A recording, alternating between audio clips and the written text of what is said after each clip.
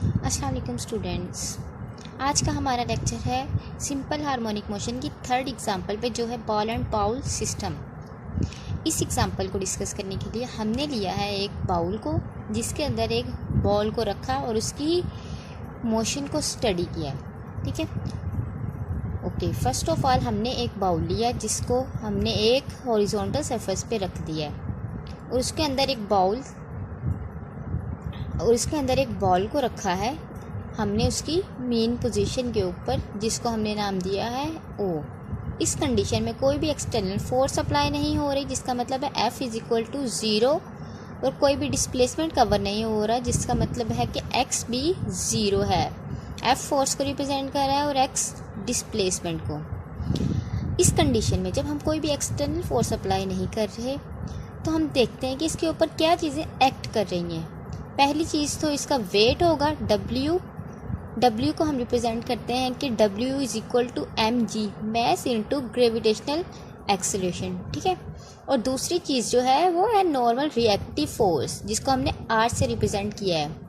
अब वेट तो हमारा डाउनवर्ड एक्ट करेगा ग्रेविटी की वजह से, और जो रिएक्टिव फोर्स है वो अपवर्ड मोशन में अपवर्ड एक्ट करेगी। जब इसके ऊपर कोई एक्सटर्नल फोर्स नहीं अप्लाई हो रही, तो इसका वेट की जो इफ़ेक्ट होगा वो रिएक्टिव फोर्स के इफ़ेक्ट को कैंसिल आउट कर देगा और बॉल इसी पॉइंट पे रहेगी विदाउट एनी मोशन। ठीक है, ये तो इसकी रेस्ट कंडीशन के लिए हो गई। अब हम बॉल को यहाँ से पॉइंट O से उठा के A तक लेके जाते हैं पॉइंट तक।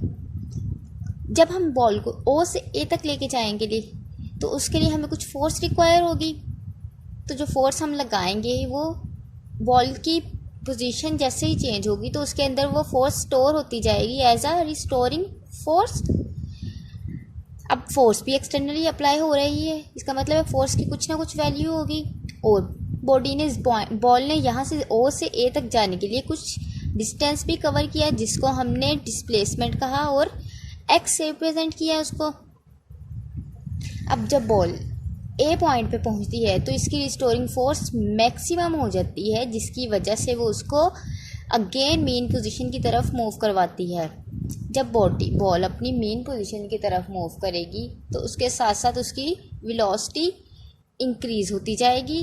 तो मेन पोजीशन पे आके वो स्टॉप होने की बजाय इसके इनर्शिया की वजह से, इनर्शिया यहाँ पे उसको स्टॉप नहीं होने देगा। जैसे पिछली दोनों एग्जांपल्स में भी हमने पढ़ा है कि इनर्शिया उसको बॉडी को मूव करवाने में हेल्प करता है। यहाँ पे बॉडी 0 पे आके रुकने की बजाय अगेन सेकंड एक्सट्रीम पोजीशन की तरफ जाएगी, जिसको हमने पॉइंट B कह दिया।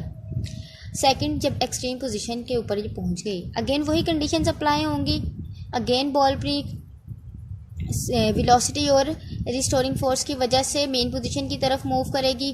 इस तरह से बॉल अपनी एक्सट्रीम पोजीशंस के दरम्यान अपनी मोशन जारी रखेगी, यहाँ तक कि उसकी रिस्टोरिंग फोर्स 0 हो जाए और वो मेन पोजीशन पे आके रुक जाए। अब हमने देखा कि जो हमने पिछली 2 एग्जांपल्स पढ़ी हैं सिंपल हार्मोनिक मोशन की, उसमें हमने अप्लाई किया था ये rule, force is directly proportional to displacement and displacement is always directed towards mean position.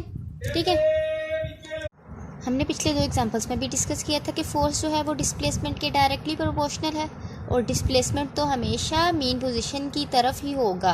हम इस पॉइंट पे भी देखते हैं, A पे भी जब A पे पहुंचता है तो वो डिस्प्लेसमेंट अगेन उसको मेन पोजीशन की तरफ मूव करवाएगा, तो X की डायरेक्शन अगेन मेन पोजीशन की तरफ होगी।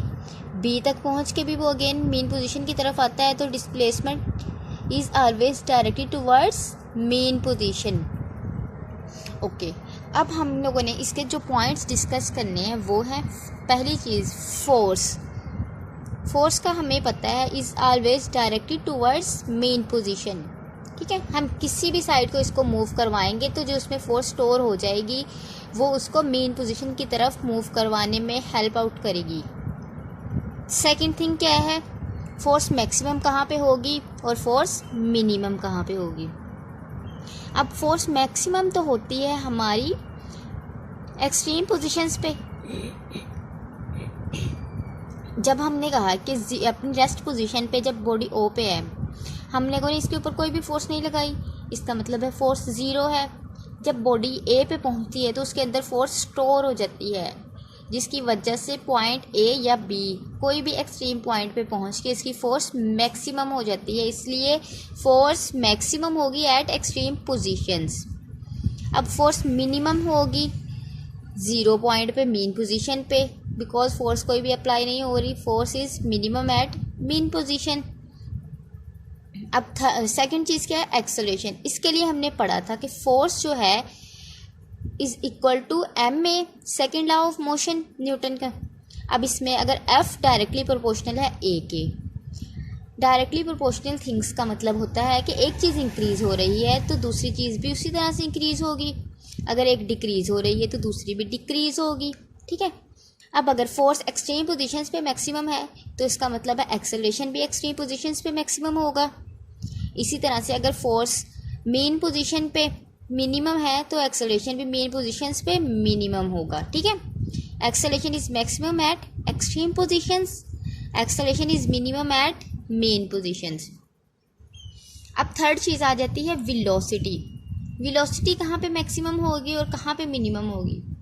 हमने अब इस एग्जांपल डायग्राम पे दोबारा आ जाते हैं। हमने कहा कि बॉडी को जब हम मूव करवाते हैं उसकी एक्सट्रीम पोजीशंस तक, तो वो एक्सट्रीम पोजीशन पे पहुंच के कुछ सेकंड्स के लिए रुकती ज़रूर है, वहाँ जाके उसकी स्पीड 0 हो जाती है, वेलोसिटी 0 हो जाती है। वो कुछ सेकंड्स हो सकते हैं या नैनो सेकंड्स हो सकते हैं, लेकिन रुकेगी ज़रूर। तो इसलिए जब ये बॉडी अपनी एक्सट्रीम पोजीशन पे जाके रुकती है तो वहाँ पे जाके उसकी वेलोसिटी 0 हो जाती है, तो वो अगेन अपनी मेन पोजीशन की तरफ मूव करना शुरू करती है, जिसकी वजह से मेन पोजीशन पे पहुंचते ही उसकी वेलोसिटी मैक्सिमम हो जाती है।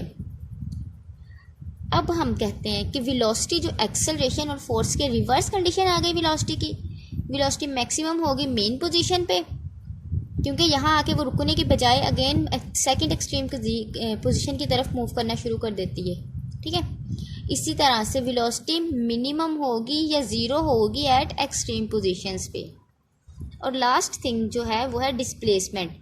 डिस्प्लेसमेंट को हमने तीनों कंडीशंस में यही पढ़ा है कि displacement is always directed towards main position, ठीक है। आप चाहे हम बॉल को या किसी बॉडी को किसी भी तरफ मूव करवा दें एक्सट्रीम कंडीशन की तरफ, वो हमेशा अपनी मेन पोजीशन की तरफ ही मूव करेगा। डिस्प्लेसमेंट अपनी मेन पोजीशन की तरफ ही कवर करेगा, इसलिए displacement is always directed towards main position.